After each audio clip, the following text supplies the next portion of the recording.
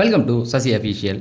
நடிகர் விஜயோடைய ஜனநாயகன் படத்தை ரிலீஸ் பண்ணிட்டாங்க. இதுதான் அவருடைய கடைசி படம் அப்படின்ற மாதிரி சொல்லிட்டு இருந்தாங்க. ஆனால் இப்போ இல்லைங்க, அவர் இன்னொரு படம் நடிக்க போகிறாரு. ஏன்னா இந்த படம் தயாரிப்பாளர்கள் ஆசானதுனால இன்னொரு படம் நடிக்க போகிறாரு அப்படிங்கிற மாதிரி சொல்லியிருக்காங்க. அந்த படத்தை இயக்க போகிறது யார்? அது இல்லாமல் பவன் கல்யாணுக்கு இதே போல் ஒரு விஷயம் நடந்தது. அதுலேருந்து அவர் எப்படி தப்பிச்சார்? அந்த மாதிரியான விஷயங்களை இதில் ஃபாலோ பண்ண போகிறாங்களா அப்படிங்கிற மாதிரி நிறைய விஷயங்கள் பேசப்பட்டுட்டு இருக்கு. இதை தான் இந்த வீடியோவில் பார்க்க போகிறோம். சினிமா செய்திகளை தெரிஞ்சுக்க நமது சேனலில் சப்ஸ்கிரைப் பண்ணிட்டு வீடியோவை லைக் பண்ணுங்கள். ஜனநாயகனை பொறுத்த வரைக்கும் விஜய் சாருடைய கடைசி படம். ஒரு சில நியூஸ் சேனல்களில் இல்லை எலெக்ஷனுக்கு அப்புறம் அவர் நடிப்பார் அப்படின்னு சொல்லும் பொழுது தாவேகா தரப்புலேருந்து அஃபிஷியலாக ஒரு செய்தி வெளியிட்டிருந்தாங்க. இல்லை, நீங்கள் தப்பாக பேசுகிறீங்க, அப்படி பேசாதீங்க, இதுதான் கடைசி படம் அப்படிங்கிறத விஜயோடைய நேரடி பார்வையிலே இந்த செய்திகள் வெளியிடப்பட்டது.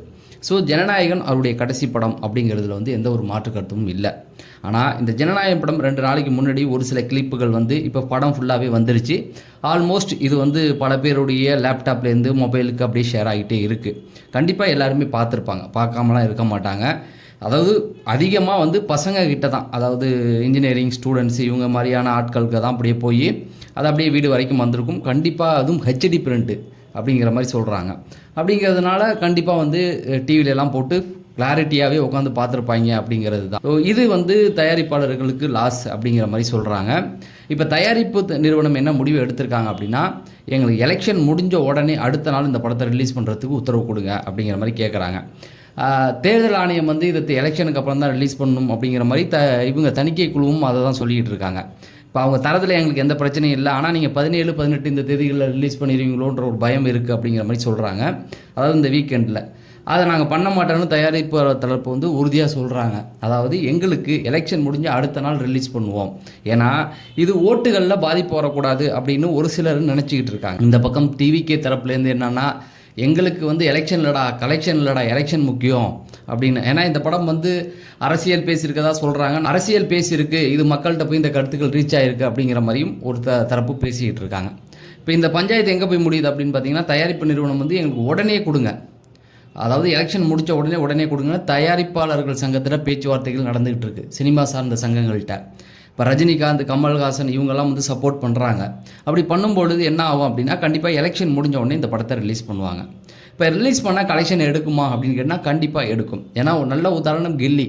விஜய் சாருடைய கில்லி படம் ரிலீஸ் ஆகி 40 கோடிக்கு மேலே வசூல் பண்ணியிருக்கு. இப்போ செகண்ட் ரிலீஸே ஒரு கலெக்ஷன் எடுக்குதுன்னா இந்த படமும் எடுக்கும் அப்படிங்கிற ஒரு மிகப்பெரிய நம்பிக்கை. என்ன, கொஞ்சம் வசூல் கம்மியாகும், ஓடிடியில் கொஞ்சம் கம்மி பண்ணுவாங்க. அதாவது இங்கே தமிழ்நாட்டு ரைட்ஸில் கொஞ்சம் கம்மியாகும், மற்றபடி வேர்ல்டு வைடில் ஓரளவுக்கு கொஞ்சம் அதிகப்படுத்துவாங்கன்னு நினைக்கிறேன். அதெல்லாம் எலெக்ஷனுக்கு அப்புறம் தான் தெரியும், ரிலீஸுக்கு அப்புறம்.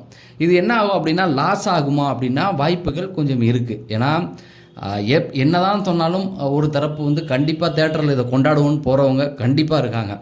ஒரு தரப்பு பார்த்தாச்சில்ல விடு அப்படின்னு போகிறவங்களும் இருக்காங்க. அதாவது ஒரு 9 வருஷத்துக்கு முன்னாடி தெலுங்கில் பவன் கல்யாண் தொடர் தோல்விகளை கொடுத்துக்கிட்டே இருக்கார். இன்றைக்கி டெபுட்டி சிஎம்மாக இருக்கார் இல்லையா, அவர் தான் தொடர் தோல்விகளை கொடுத்துக்கிட்டு இருக்காரு. அதாவது ஒரு ஸ்டாராக இருக்கார், ஸ்டார்லேருந்து அடுத்த லெவலுக்கு ஒரு அரசியல் புள்ளியாக மாற போகிற அந்த ஒரு சூழல் உருவாகுது. அப்போ தொடர்ந்து அவருடைய படங்கள் ஃப்ளாப்பில் இருக்குது. அப்போ தான் ஒரு படம் பண்ணுறாரு. இந்த படமும் போயிடும் அப்படிங்கும்போது அந்த படத்துடைய தயாரிப்பாளர் இல்லை, தயாரிப்பாளருக்கும் உதவி இயக்குனருக்கும் ஒரு பிரச்சனை, சம்பள பிரச்சனையினால என்ன பண்ணிட்டாரு, முக்காவாசி படத்தை, அதாவது ஃபர்ஸ்ட் ஹாஃப் ஃபுல்லாகவே போட்டு விட்டாரு அப்படிங்கிற மாதிரி சொல்கிறாங்க. அது அந்த காலகட்டங்களில் டிவிடி உண்டு, டிவிடியில் வாங்கி அவன் வீட்டில் பார்த்துட்டான். அப்போ என்ன சொன்னாங்கன்னா, இதுக்கப்புறம் இந்த படத்தை ரிலீஸ் பண்ணுறது வேஸ்ட்டுங்க அப்படிங்கிற மாதிரி சொல்கிறாங்க. அப்படி இருந்தும் தயாரிப்பு நிறுவனம் போராடி படத்தை ரிலீஸ் பண்ணுறாங்க. பவன் கல்யாணுடைய லைஃப்லேயே அது ஒரு மிகப்பெரிய வசூல் எடுத்த படம் அப்படிங்கிற மாதிரி சொல்கிறாங்க. ஏன்னா அந்த அளவுக்கு ரசிகர்கள் போய் தேட்டரில் கொண்டாடினாங்களாம். படம் நல்லா இருந்தது, தலைவனுக்காக நாங்கள் பார்ப்போம்டா அப்படின்னு சொல்லி பார்த்து அவருடைய வசூல் அந்த அவருடைய அந்த இமேஜ் அடுத்ததுலேருந்து மாறிடுச்சு. அவர் அப்போ இருந்த இமேஜ் அடுத்த லெவலுக்கு தூக்கி கொடுத்தது அந்த படம்ன்றாங்க. அந்த அளவுக்கு நடந்திருக்கு. அது விஜய் சாருக்கும் கண்டிப்பாக நடக்கும். ரசிகர்கள் விட்டு கொடுக்க மாட்டாங்க, கண்டிப்பாக தேட்டரில் போய் பார்ப்பாங்க, அதில் எந்த மாற்று கருத்தும் கிடையாது, கண்டிப்பாக பார்ப்பாங்க. இப்போ என்ன செய்தி வருது அப்படின்னா, விஜய் சார் தயாரிப்புக்கு ஒரு படம் பண்ணி கொடுப்பாரு அப்படிங்கிற மாதிரி.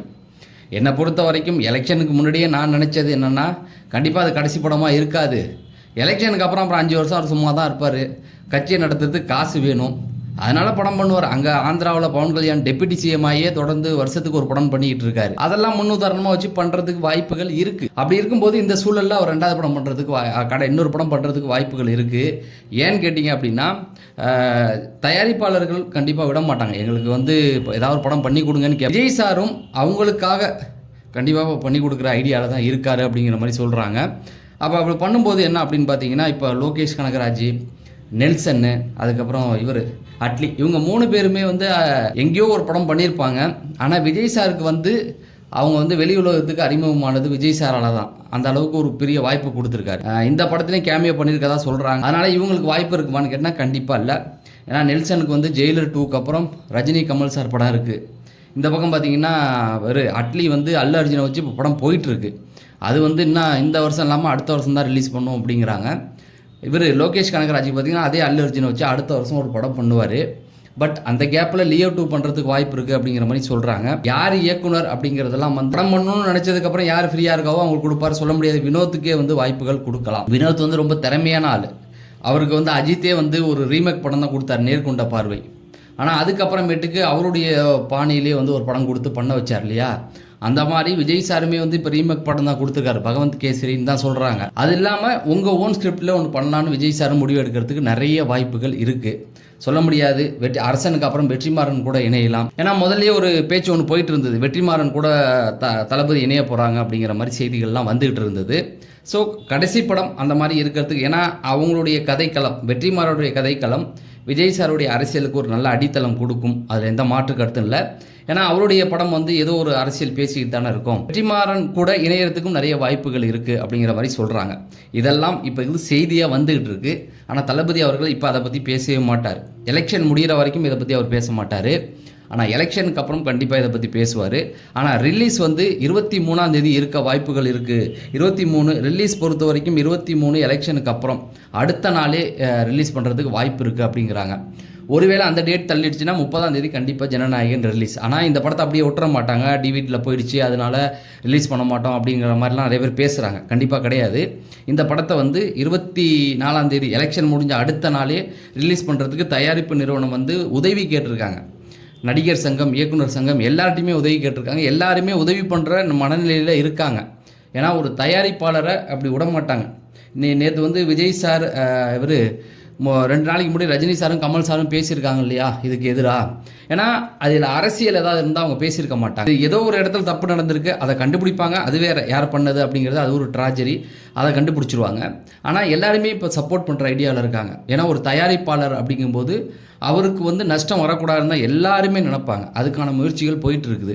அதனால் 24ஆம் தேதி இந்த படம் கன்ஃபார்ம், இல்லைனா 30ஆம் தேதி நீங்கள் இதை தேட்டரில் பார்த்துடலாம்.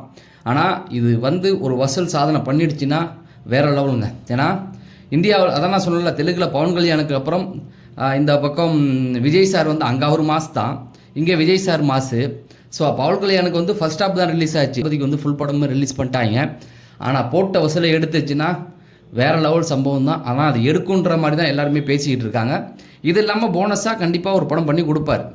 எல்லாருமே அதான் எதிர்பார்க்குறாங்க. நீங்கள் இருங்க, உங்களுக்கு என்ன இப்போ அவசரம், எங்களுக்கு ஒரு படம் பண்ணி கொடுங்கன்னு தான் ரசிகர்களே கேட்டுக்கிட்டு இருக்காங்க. கண்டிப்பாக அந்த ஒரு முயற்சியும் அவர் பண்ணுவார் அப்படிங்கிறது தான். நீங்கள் விஜய் சார் ஃபேனாக இருந்தால் நம்ம சேனலை சப்ஸ்கிரைப் பண்ணிட்டு வீடியோ லைக் பண்ணுங்கள் அப்படிங்கிறத சொல்லி நான் விடைபெறேன். நன்றி, வணக்கம்.